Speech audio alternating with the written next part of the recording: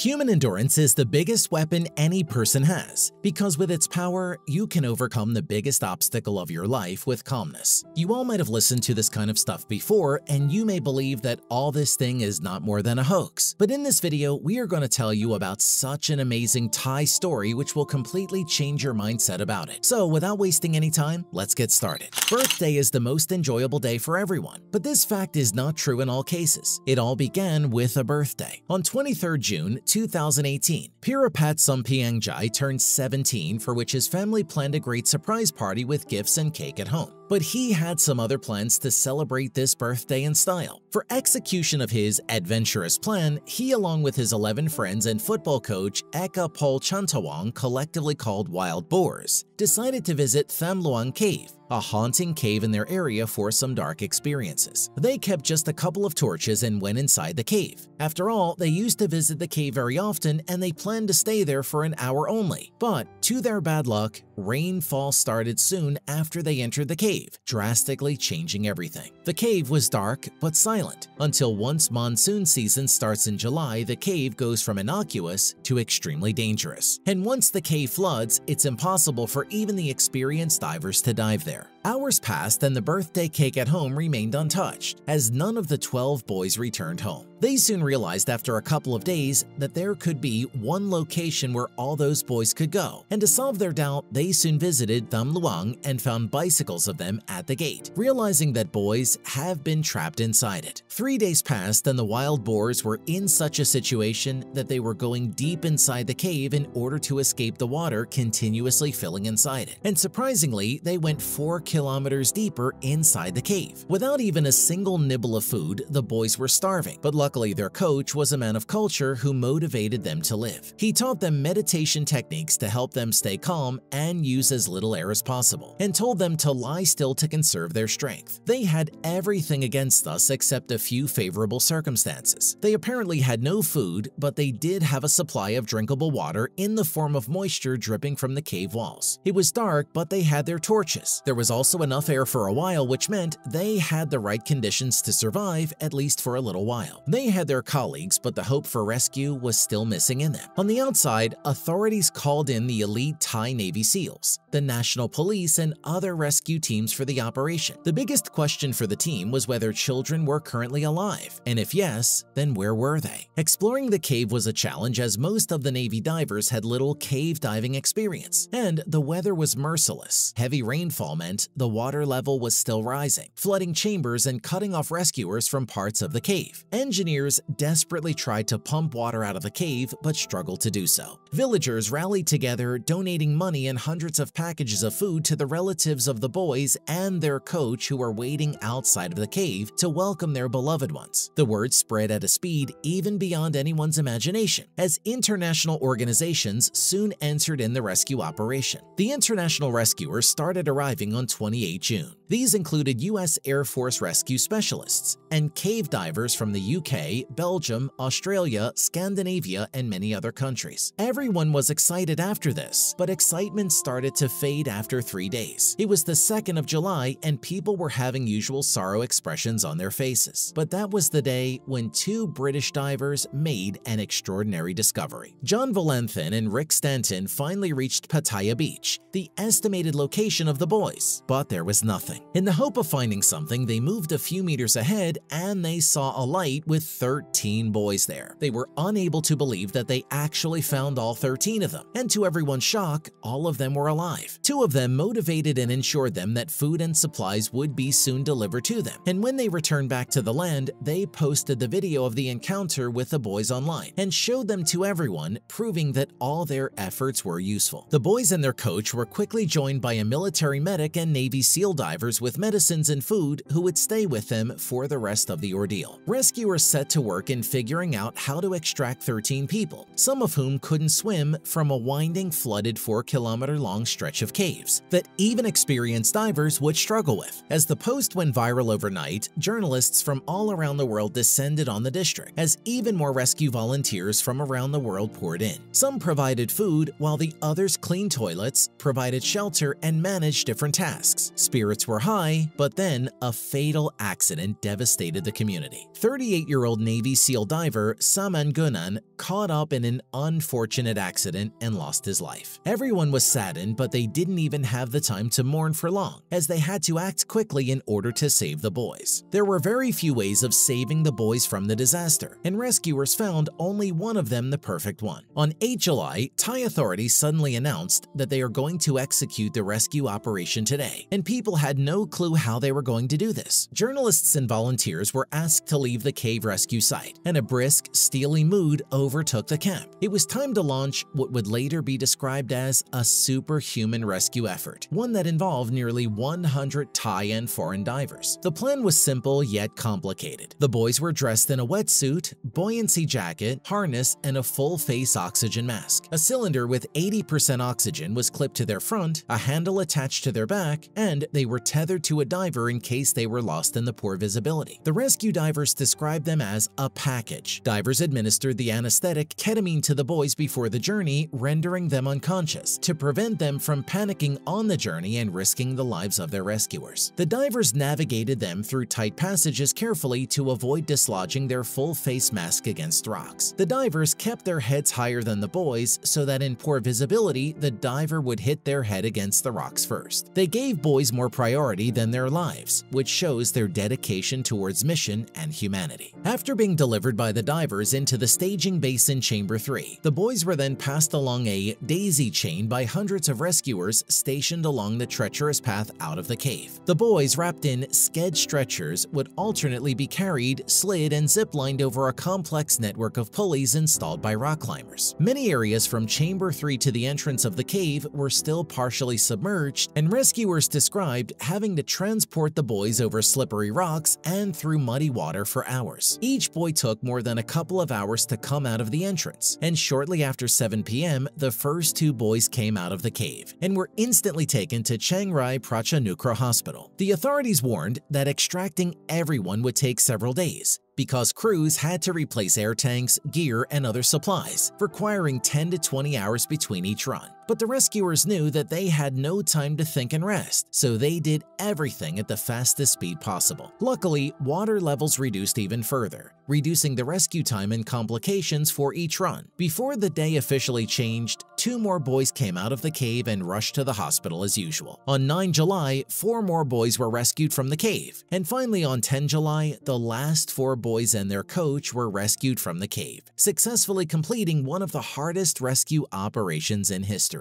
There were no fatalities in the case of victims, and they were soon discharged from the hospital after 2 weeks. This mission also shows the power of meditation. After all, it was the willpower and motivation of their coach that all the boys meditated and survived, even without falling ill and dying. So, what life lessons you learned after watching this video? Let me know in the comments down below.